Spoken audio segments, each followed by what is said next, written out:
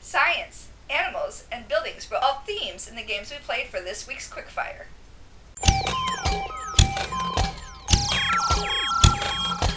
Hello, I'm Staci and this is KillerBetties. Today I'm giving you a ranked list of the board games I've recently played. In 5th, Rocketville. In theory, Rocketville should be a game I love. Players are battling over votes in the attempt to become mayor of Rocketville. However, the execution of getting the votes was not fun. Players essentially each choose a card from their hand and play it. The highest number wins the district. This mechanic is fine, but it did feel like most of the time we're just playing the campaign planning card. This is a card which allows you to draw another campaign promise card, those cards with the numbers on them. If there had been another way to get those promise cards instead of having to play the planning card instead of a number, I think the game would have been much more interesting. But as it stands, it was definitely my least favorite game of the recent past. Coming in 4th, Fauna. This is another game that on its surface I really thought I would enjoy. In Fauna, players have to guess at facts about animals, usually ones you've never heard of. You gain points for being correct or adjacent to the correct answer about where it is indigenous to, its length, its weight, and its tail length. A lot of times this was just a crapshoot, and trying to use any logic stemming from its Latin name or its appearance was usually a giant fail. I enjoyed this only slightly more than Rocketville because the animals were usually pretty cute.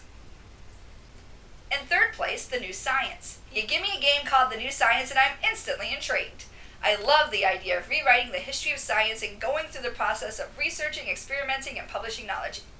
And this game was fun, but there were a couple of mechanics that just felt broken. First of all, auto-failing experiments when you rolled a 1 added too much of an element of randomness to the game. We had one player who rolled a 1 for about 6 turns in a row. Yes, this was a very unlucky streak for him, but it essentially took him out of contention for having a shot at winning the game. And second, you only really get points for publishing, but once you publish, other players get to jump on your research and skip over technologies.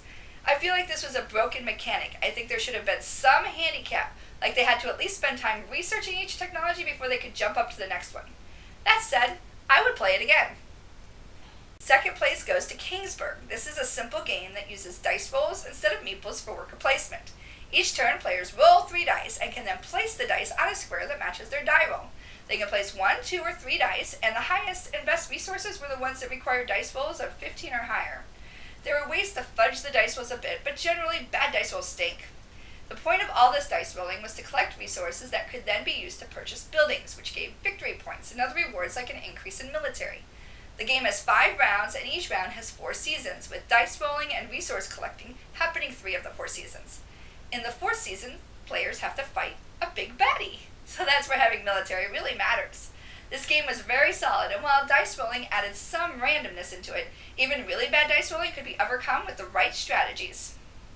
And the number 1 game of the week is Alhambra or New York. I'm combining this into one because it's essentially the same game rebranded, and I've played both quite a bit recently. Alhambra is a fantastic city building game. Players buy buildings using money which comes in 4 varieties, colors. Each building costs the amount on the building and the color money for the bank it happens to be randomly placed on. There are 3 scoring rounds, 2 of which happen somewhat randomly. The 3rd happens when buildings cannot be refreshed. This game is so much fun and is by far my favorite game that I've gotten to play recently. If you haven't played Alhambra or New York, be sure to get that remedied ASAP.